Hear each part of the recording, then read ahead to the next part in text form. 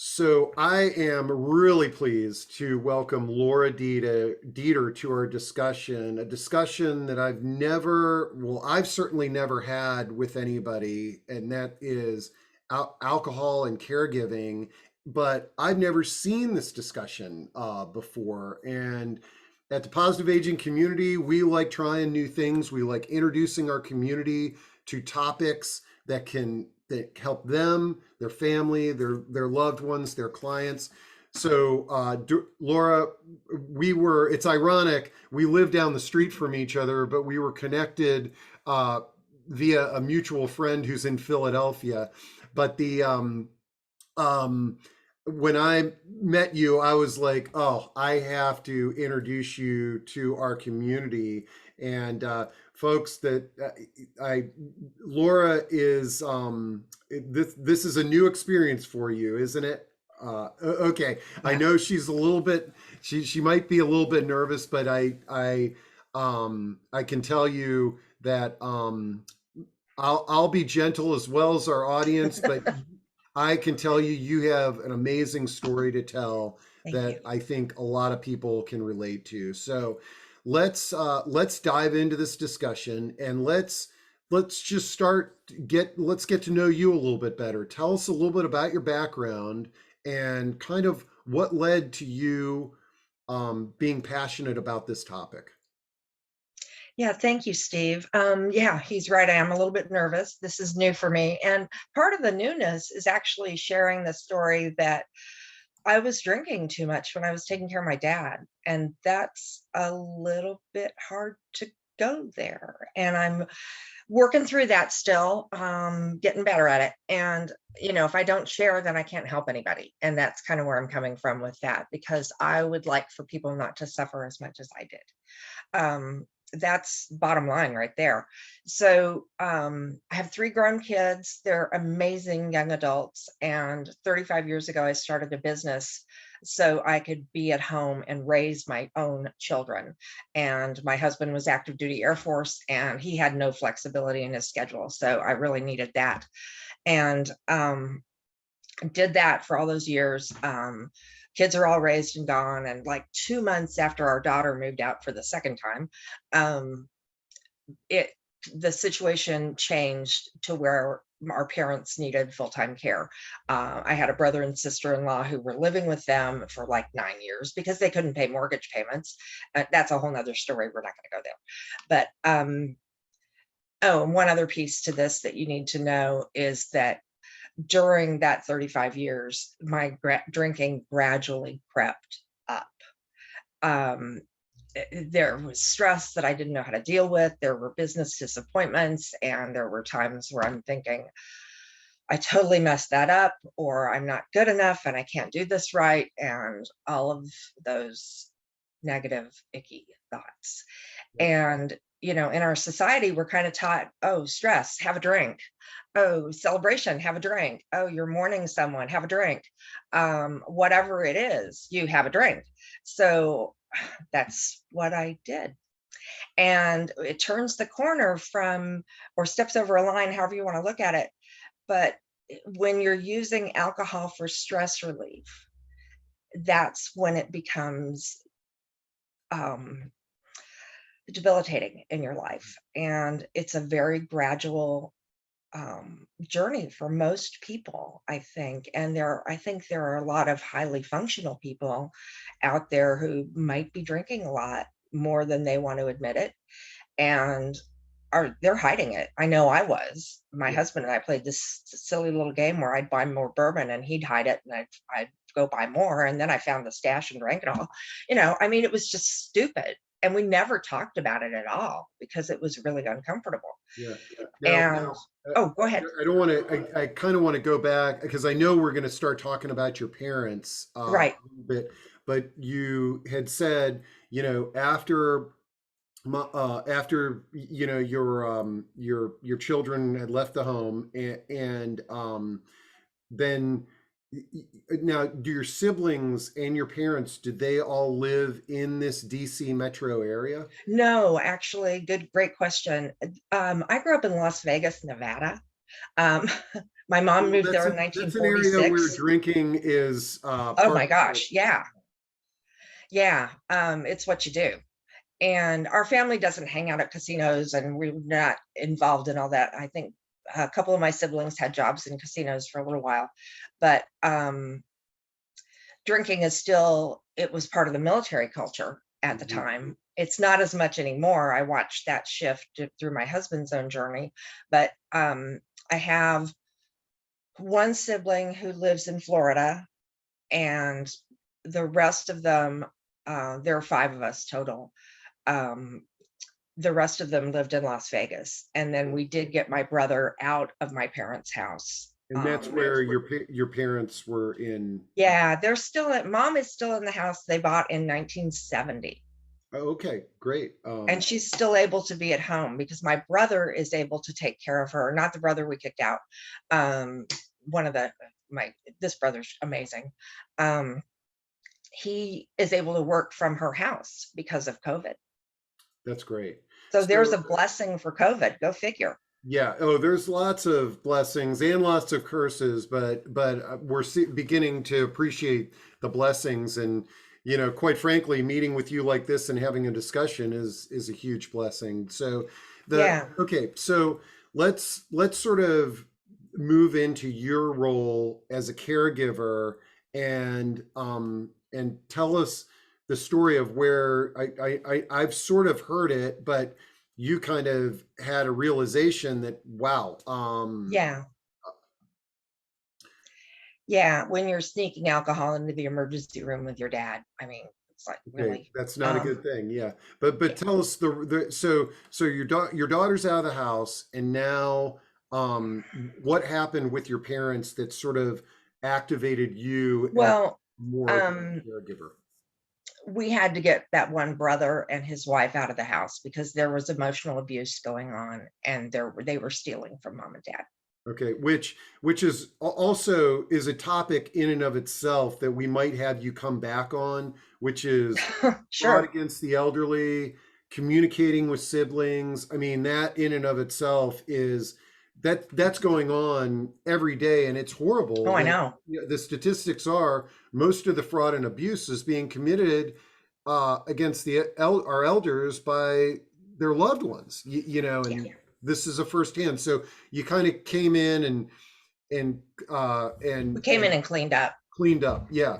And my sister-in-law in Florida, actually, and the two long distance ones, were the ones who took over the caregiving because we didn't have full-time normal JOBs. Karen has always raised her kids and done volunteer work and stuff. So we migrated for 2 years, 6 weeks at our own homes in Virginia or Florida, and then alternating 6 weeks with our parents. Okay. And dad needed a lot of care that last year of his life. He was had kidney problems, he had a catheter, um, he had Alzheimer's, and he had some heart problems, and it was a stroke that killed him about a year after we started taking care of him. And mom at this time, so it sounds like it's some pretty uh you know dad had some serious health problems and cognitive issues.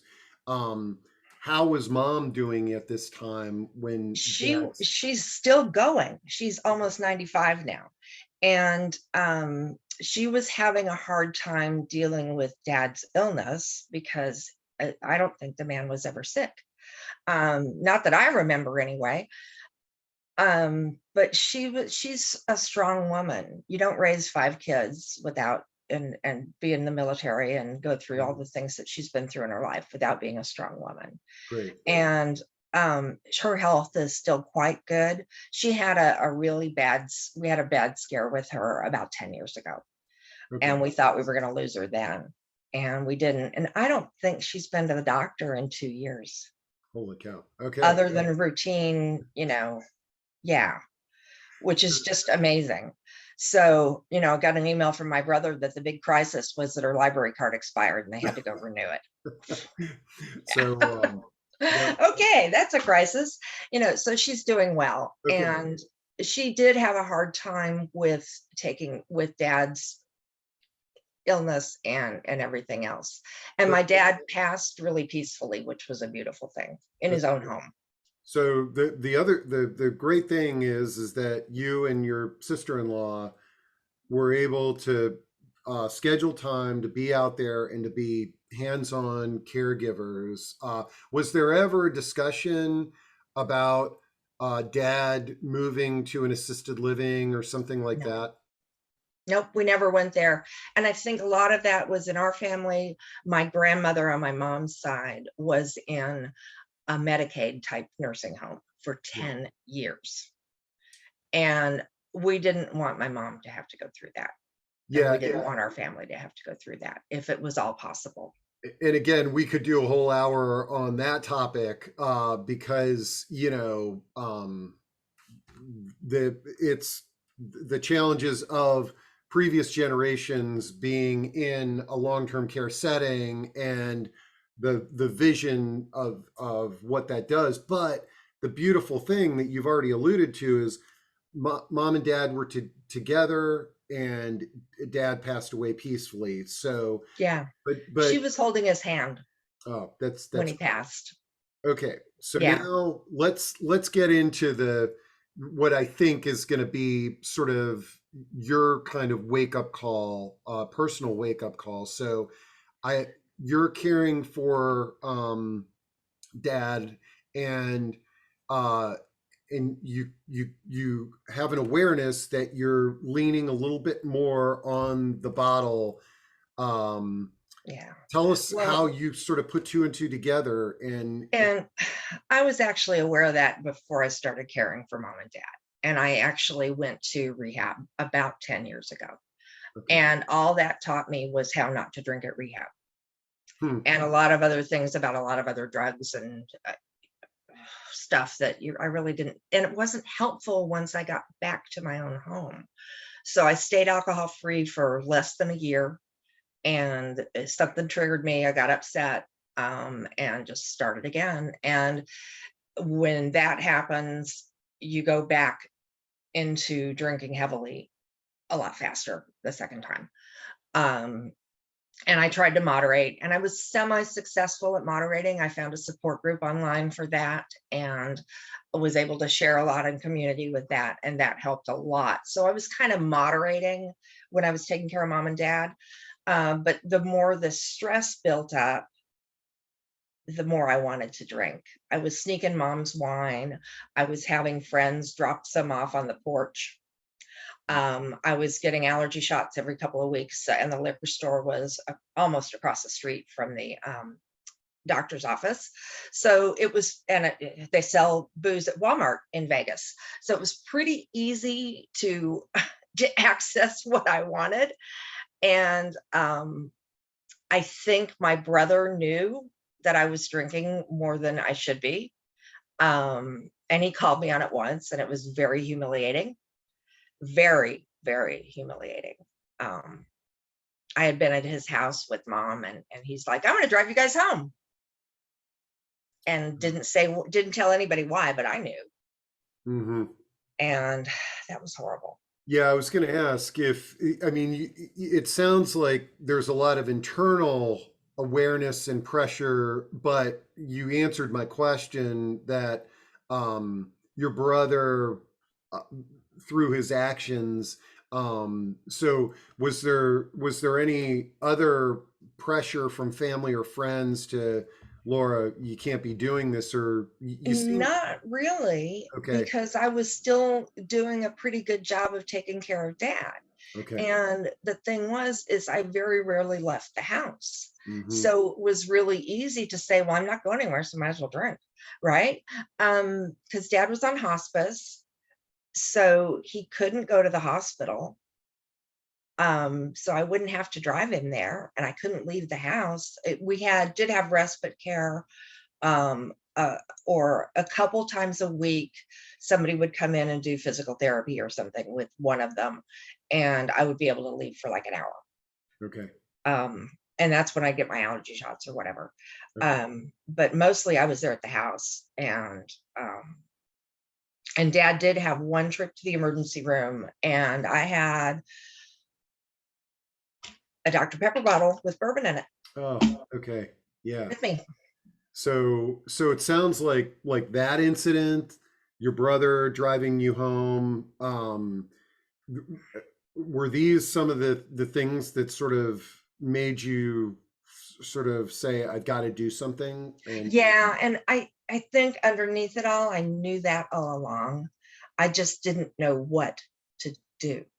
okay, so now tell us what you did. And Well, through the moderation group that I was hanging out with, I found a resource to a free alcohol. Well, there's a free version, and then there was a paid version that you could pay, like, I think it was $47 for a month's worth of videos and some coaching and things like that. And so I did that. And I drank my way through the entire first thing. But I was getting some education about what alcohol does in your brain and what some of the common beliefs are around drinking, like that it relieves stress, because it feels like it does, and it does for like 20 minutes. And then you got a hangover the next morning and the problem's still there. mm-hmm. So it really didn't help. So once I found that resource, I stayed plugged into those people and that group. And I repeated the experiment a couple of times. I can't even remember how many. I do remember distinctly, though, that one of the times that I was doing it, I was transitioning from from Virginia to Las Vegas. And the only day I drank was the travel day. So And that was huge progress. yeah, and I like how you referred to it as an experiment, because basically you'd been living your life one way, and now you're experimenting with a different lifestyle and addressing this. So what and out of curiosity, how long have you been sober now? Almost 2 years. Okay. So what, like, is there something that day, that last day that you drank, was there something that kind of precipitated that? And Well, I went to a deeper level of program with the group that helped me, and got more coaching and got more. It was within a group, but it was helping me delve into those beliefs underneath my drinking that they're complicated. mhm. And we tell lies to ourselves all the time. Like, um, I don't do anything right was one of my big ones. And a lot of that came from my childhood as being the fourth child born in 5 years. So I was littler than everybody else and, not as cognitively developed because I'm younger. So I didn't do anything right. My brothers told me that a lot, I think. Yeah. Brothers are what they are. But I grew up with that in my head. And that's not true. I do a lot of things right. hmm Um, no, and I think, again, I mean, you're there's there's we all have these, issues and topics, and how we handle stress and how we deal with it is. We froze for a second. There we go. Oh, there we go. Um, Okay. so yeah, so I needed additional help to dive a little bit deeper. And I found that. And then I decided to go through the training to become a coach to pass it on. Because the work for me was life changing, absolutely life changing, and confidence building. And just one of the things I love about the way we do this, talking about the experiment, when you do drink and you hadn't planned on it, it's like, what can I learn from that? How did I feel before, during, and after? And then the other big piece that's different from a lot of traditional programs is, instead of, well, it's day one again, it's looking at, okay, last month I drank every day. This month I drank 20 days. that's like a 66% or whatever. So that's a significant improvement. And the week I only drank, or the month I only drank one day, that's like a 94. That's an A, you know? So that's just an easier way to look at progress, because this journey of letting go of alcohol is not linear. Most journeys aren't. It's kind of like a spiral, but it gets better and better as you go. And, the other side of it, before I found the program that helped me, was a spiral that went down. Hmm. And, which way do you want to go? I mean, Yeah. Well, a couple of things. I've got a few questions that I want to make sure that we sure. address, but a couple of things in listening to your story is you didn't do this alone. I mean, like, and I think you had the willingness to share and join this group, and you weren't walking this very difficult road alone, and you had people to lean on, and the fact that you recognize that and then are now sort of there to help others is amazing. And that relates to a question that Kelly has is, will you say more about this coaching program? And what is your website address? I want to make sure that I put it. I actually have a few slides. Okay. If Yeah. Yeah. some Why don't you pictures of bring my up the family, the slides? fun stuff. So let's share those, and then I'll share more about that, Kelly. That program was with Annie Grace. If you Okay. Google that, or Google This Naked Mind, it's Okay. a kind of a weird book. That's one of her book titles. Let's see, share screen. I know how to do this. There we go. Yep. Let's Google Slides. Okay. And I'm dropping into chat it's thisnakedmind.com. Right. And that's where I got my training. I'm a certified coach. The name of my business is Compassion with Laura, because that's what this is all about, is being self-compassionate.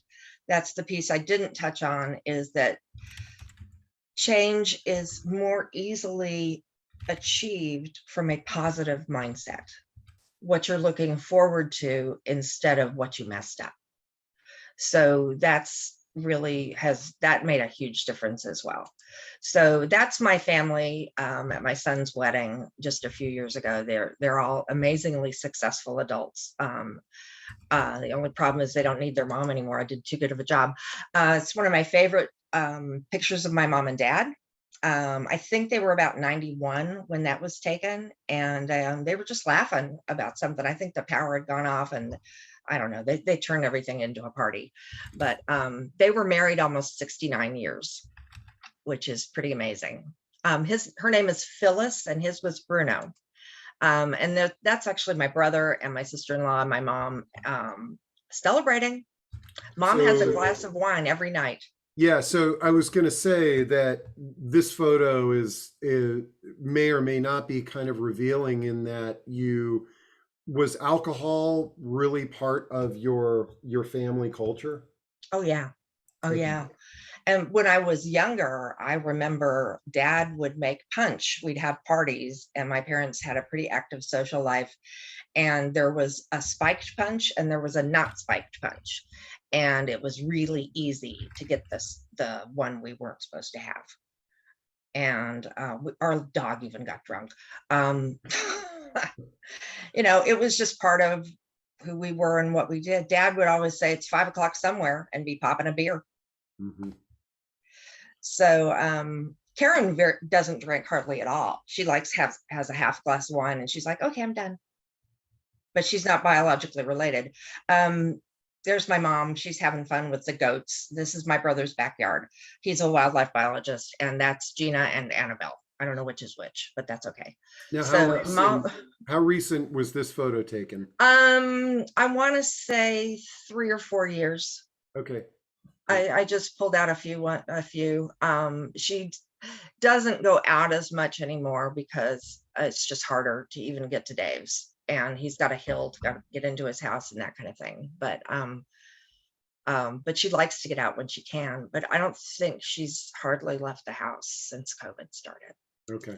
So, um, as a caregiver, aren't we always told in airplanes, right? Put your own oxygen mask on first. I was so sick and tired of people telling me that. I got to the point where I wanted to strangle them with it because we don't know how. That's kind of where I was at with that. And so one of the things I'm trying to do in my business is help people with the how. Here's how you take care of yourself. So meaning, and I think a lot of us in the audience, I know I am personally guilty of this, where it's oftentimes easier for me to help somebody else before I help myself. Is that what you're referring to? Is that Yeah. okay? And we get so depleted. And I was just perusing my email and saw a newsletter that says, caregivers get health problems and debilitating diseases and health issues and all of that stuff because we don't take care of ourselves. Mm-hmm. Um, so, if you read this, forget going your own joy and health, I'll add that, for the sake of somebody else might seem like the virtuous path, but it's a lose-lose. Mm-hmm. Because if you give everything you've got, then you can't take care of anybody else. Yeah. And I was actually scheduled to go back and take care of mom 2 years ago after COVID started. But I fell and ripped out my rotator cuff. Mm. And I couldn't take care of anybody. Yeah, and I noticed you have a cast on right now. Yep. I had a knee replacement a few months ago, and then I fell. I'm not as stable as I would like to be walking wise. And I don't know. I spent a couple of weeks with mom in May and missed physical therapy for like 3 weeks. So that might have contributed to my instability. I'm not sure. I can't figure it out, but I'm just trying to be careful. Mm-hmm. But I love this one. God grant me the serenity to accept the people I cannot change, courage to change the one I can, and the wisdom to know it's me. Yeah, and I think you and I were chatting a little bit before we came on, in that, one of the things that I on a daily basis, I talk to family members who are stressed out about the situation of caring for a loved one. And so often you hear, like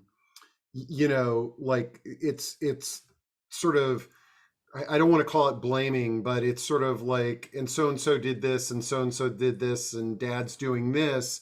And it's sort of, I guess when I look at this quote and when I listen to you, it's sort of, there, we can't change other people, Yeah. but is that what you're addressing and what you found in your own Yeah. life? Yeah. And, it was interesting too, after dad passed, and I spent almost most of the next year caring for mom on those 6-week stints. That was actually harder for me because it was emotional care. Mm-hmm. And mom and I are a lot alike. So I don't know if the mother-daughter dynamic sometimes is challenging when the two women are a lot alike, because you see things in her that you don't like in yourself, kind of Now, thing.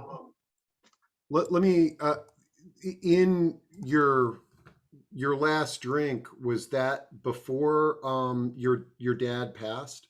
No, Okay, so this change happened after dad passed away. it Okay. happened after. Yep. Yep. I celebrated him. We drank at his wake. We had a great party. It was before COVID, so we could have a party. This one's kind of on that topic of self-care and the stress of caregiving. It's focus on what you can do. Can't clean up the whole room, do one little piece of something, and then you're making some progress. And that's the same thing that's true with habits as well. Little micro changes. There's a book out called Atomic Habits that I've read parts of, but it's little bitty changes that build on each other. And that's a good way to build a new healthy habit into your own life. Little wins pave the way for bigger ones. So, and that's a picture of mom and I this last May on Mother's Day. Okay. Um, and she'll be 95 in August. Wow. Um, This is great. I Now, just love the smiles, you know? yeah. And so let me ask you about that. Is that, have you reflected on the experience of, you're now a caregiver with your mom, and you haven't been drinking? Have you reflected on the differences of the experience? Oh my gosh, yes. Um, we were so much more, I was so much more present. When you're drinking, you're numbing, and you're numbing the good stuff as well as the bad stuff. Hmm.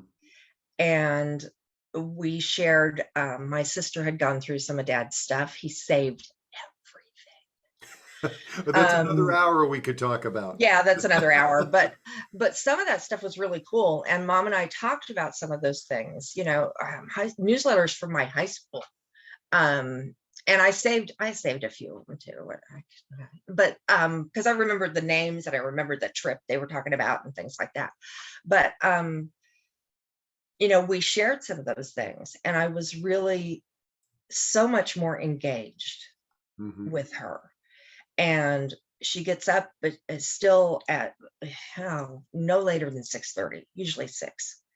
And I was able to get up with her and fix her tea. And she has oatmeal cookies for breakfast because it's hard for her to chew, and she was having like a granola bar or something, and then she has a more substantial breakfast later, but I was eating cookies with her, and just really enjoying that. And um, just it was so much easier, except for the fact that I was limping because of my new knee. And we kind of played Walker Wars in the hall a couple of times, and just had fun with it. But we had a lot of fun. Hmm. And I'm also at a place where, with her being almost 95, that might be my last visit with her. Hmm. And that's precious. Yeah. Oh, this is great. Um, okay, so now I think I saw your next slide, which uh is it talking about this program a little bit? There's Well, several it's people. just reminding people to take care of yourselves, whatever that looks like for you. But, self-care is deeper than a manicure or massage, or, those things are great, but it's about putting yourself first sometimes, Hmm. and nurturing yourself like you would like to be nurtured. Hmm. And as women, especially, we're not taught how to do that. Hmm. We take care of everybody else. And then we're like, what happened to me? Because there's nothing left. And you can't, there's that saying, you can't pour from an empty cup. You've got to find things that fill your cup. And that's tricky when you're caregiving. I know that. And that's why I can really understand the challenges of caregiving, because I've been there. If dad rang his bell at two in the morning or 2 in the afternoon or any time, it was race him to the bathroom Hmm. because he couldn't get there on his own. Yeah. And I'd vroom down the hall with the wheelchair, and try to have fun with it. Um, and we were blessed because dad never got ugly or mean with his Alzheimer's. He was always kind and That sweet. that is a blessing, because I'm sure we've got some folks on the discussion today that have dealt with the other end of the spectrum there, which is, it can be very stressful. So, Yeah. several people on the discussion, Tina and Anne Marie, they've all said that they've heard great things about Thank you. this Naked Mind, this program, and one person says this is sort of an alternative to the traditional Alcoholics Anonymous. Yes. And So, I did AA for a while. okay, well, tell us a little bit about this program and the philosophy, and then I think the wonderful thing is that you're a certified coach. So if there is somebody that's interested in this, you can help them. But what I love about you being willing to share your story is that um, you have the ability to sort of speak the language of alcohol and caregiving with somebody, so they don't need to walk the road alone. Right.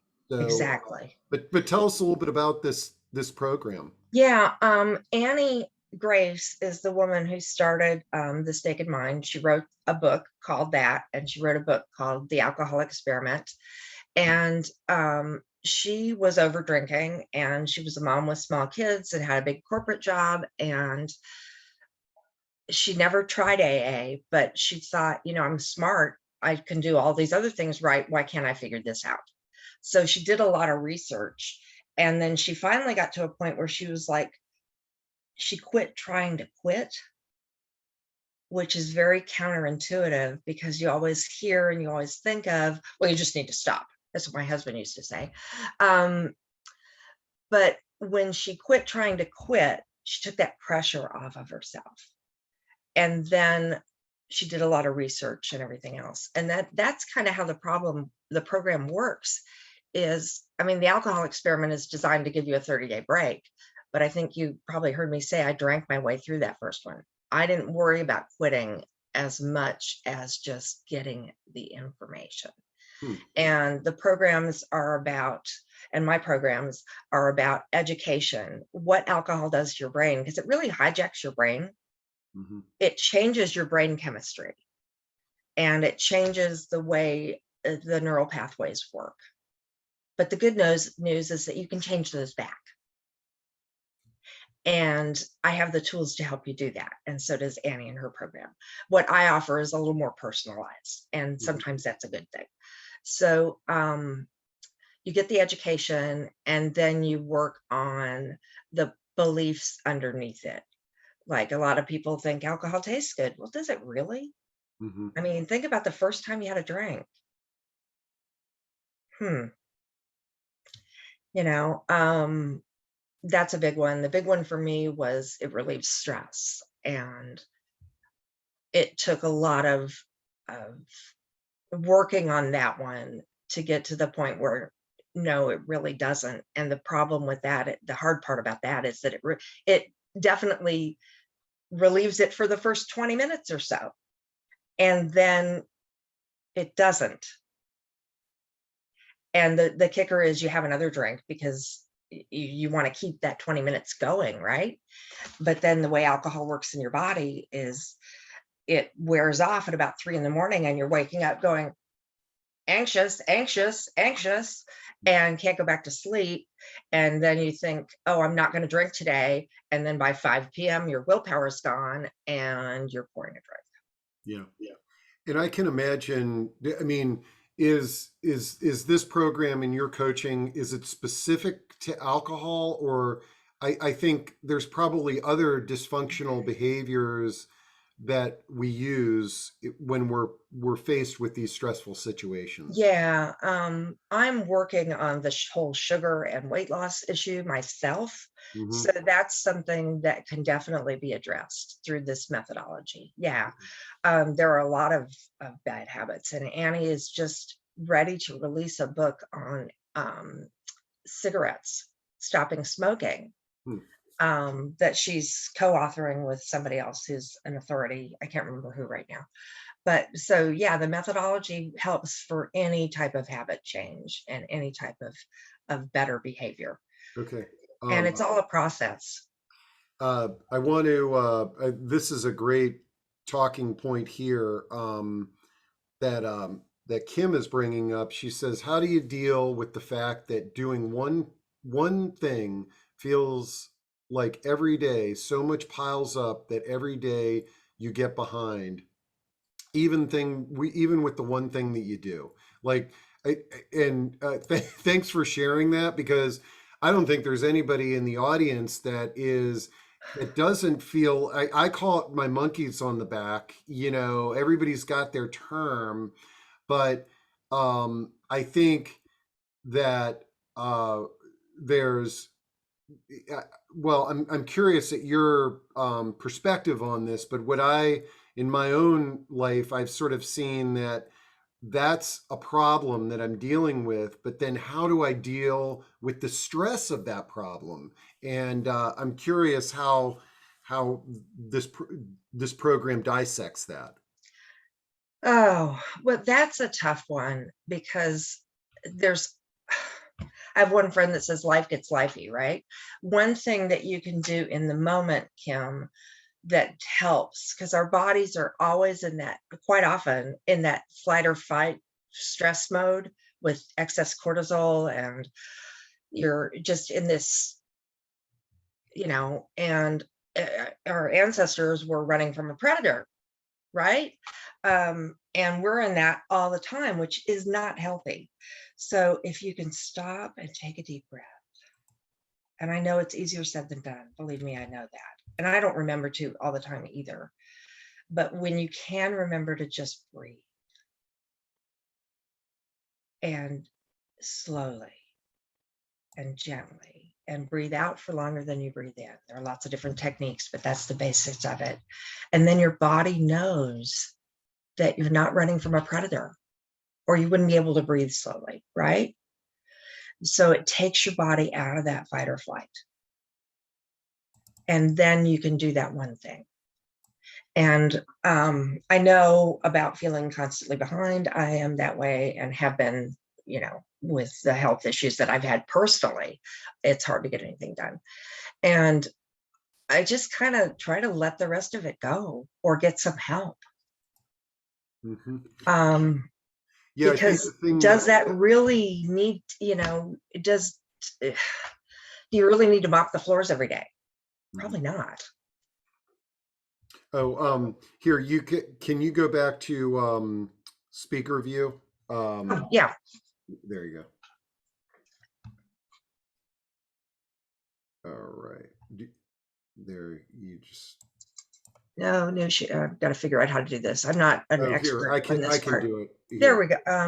No, no, That's here the I got last it. slide. No, and then hold on. There, I got us. Okay, We're back. thank you. Okay, great, great.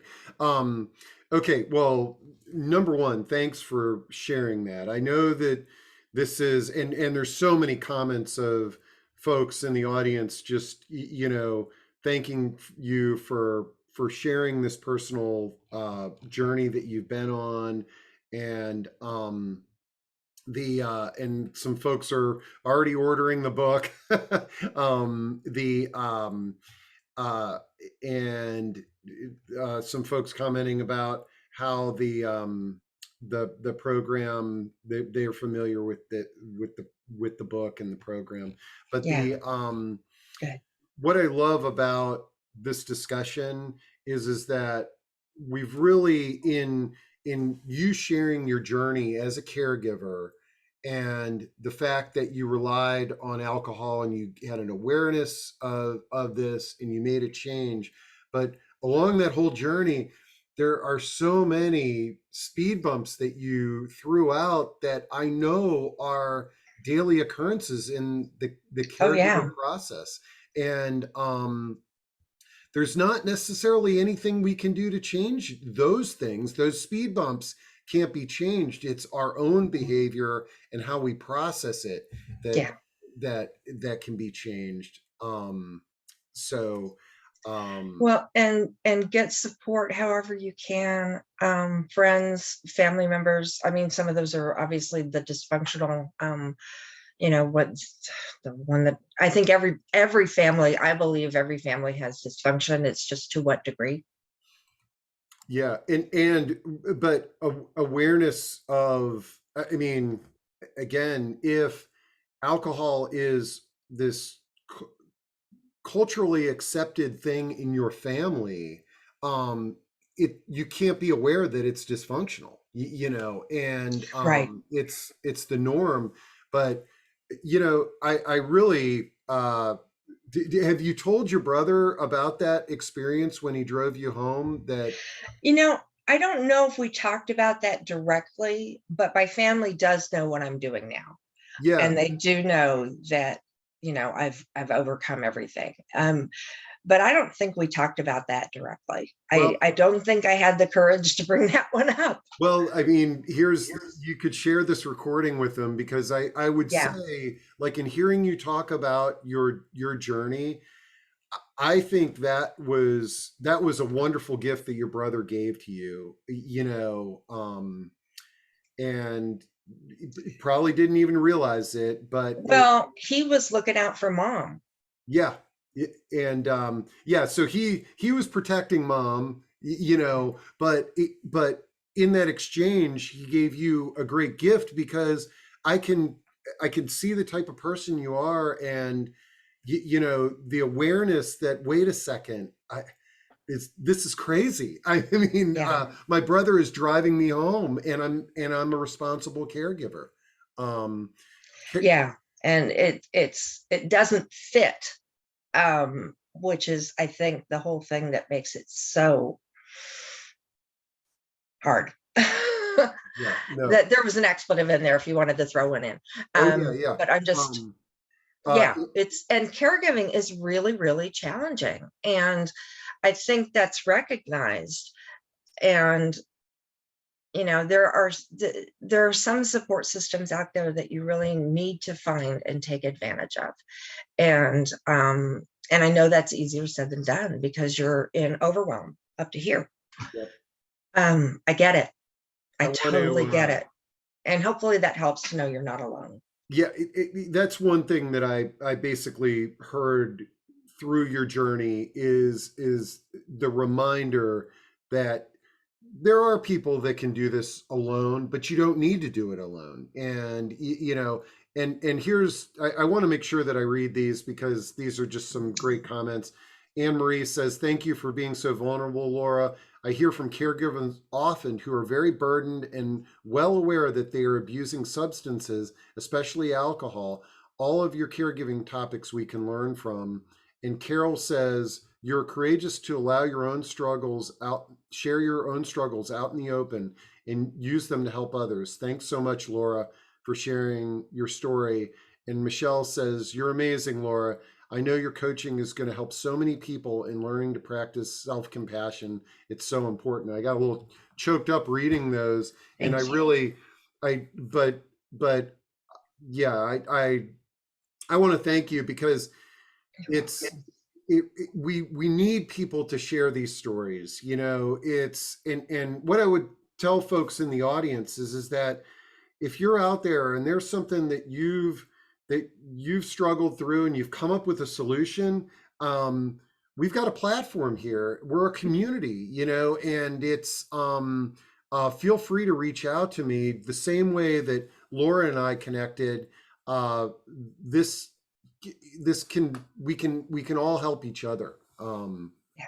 So, well, Laura, this has been absolutely amazing. Thank you. And I know this was not easy for you to do, but I can tell, this is a one of a kind discussion, and you clearly made an impact on our audience. Any sort of final thoughts that you might have in closing, and then to the audience, if there's something that you'd like Laura to elaborate on, by all means, I jump can in. stick around too, so that's no problem. Self-compassion, people. What you're doing with caregiving is hard. There's no two ways about it. It's hard. And I've thought about the fact that when we're raising our kids, we know they're going to grow up and be functional and move out, hopefully, right? But with our parents, it's going to end in them passing. And that makes it even harder. So, and we don't know how long that's all going to take. Sometimes it's a sprint, sometimes it's a marathon. So the biggest gift you can give yourself is to be compassionate to yourself wherever you are on this journey. And please reach out to me, compassionwithlaura.com, and connect in whatever way I can support you. I'm here, because we can't, some people can do it by themselves, Yeah. but I think they're rare. Mm-hmm. I think most of us need a community. Yep. And Yes, I do have free consultations, okay, great. certainly, Yeah, so certainly. that's fantastic. So And I'm putting together a newsletter and, things like that to support caregivers and other people on this journey. So, and it's all about passing it on and helping, because I don't want people to suffer the way I did. yep, no, this is great. And I'll make sure that when I post the recording at proaging.com, I'll have Laura's contact info. Did get a question. Yes, I'll have the chat transcript, the Oh, recording, great. so you can share this. And then we've got a question. It's like, do you have any suggestions for good non-alcoholic beverages Yes. that aren't full of sugar? This is sort of intersecting Yes. two things that you're involved in. Got a bottle right here. It's Ritual is the brand, and this is alcohol-free tequila. Who knew they made such a thing, right? Holy cow. Yeah. And I've been allowing myself this more since with the broken wrist. Whoops. And my husband's gone, and it's just a little bit stressful right now. So, and this for me, it's the placebo thing, but it helps with the stress. And if I feel like it does, then it does, So, locally, you can get it at Whole Foods or Total Wine, Okay. and you can get it on Amazon.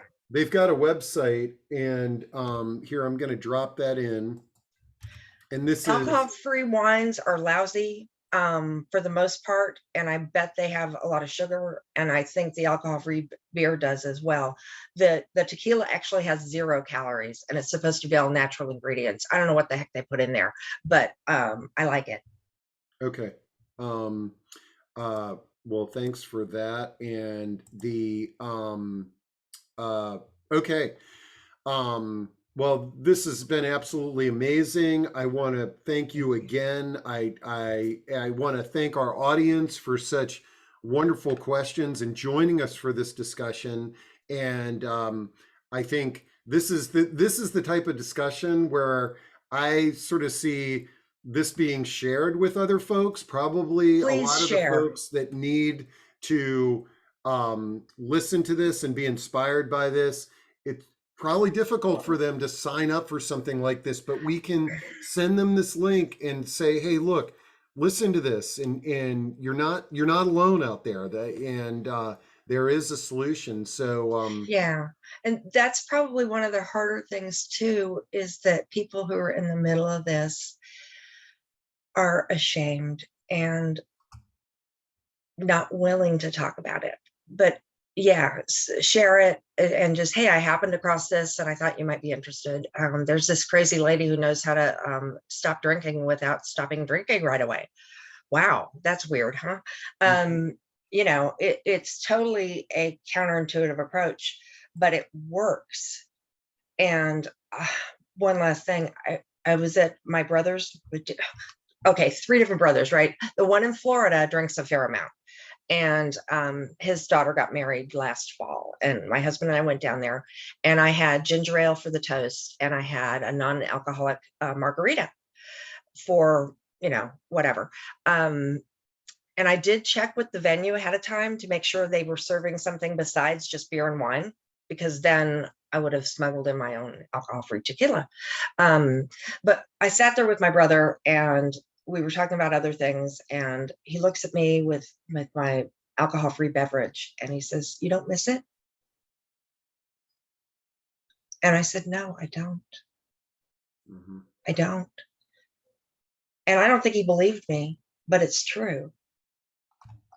And I think for me, that was the big difference between this approach and the traditional white knuckling willpower that runs out approach, is you really just don't even miss it. I have thought about it a few times, especially with the broken wrist and just everything that's going on. But it was easy to say, nah, I don't want that. Mhm. Man, well, That's a freedom. yeah. And if you've got freedom in one area of your life, I think it makes the other areas easier to deal with, like with that one thing and feeling always behind. So lower your standards, my friend, because do what you can This is and be okay with that. this is great and so inspiring, and I'm really excited to see you on this journey. Just talking about this, I know, has helped a tremendous amount of people, and uh, a reminder that you don't have to walk this road alone. You've got Laura. You have resources out there that you can lean on and um, make things better for yourself and your loved ones. So, well, again, Laura, thanks so much, You're and welcome. It's been my pleasure. I look forward to connecting with you in the future. All right. Definitely. Thank you. Talk to Thanks, you. everybody. I appreciate all of you. You bet.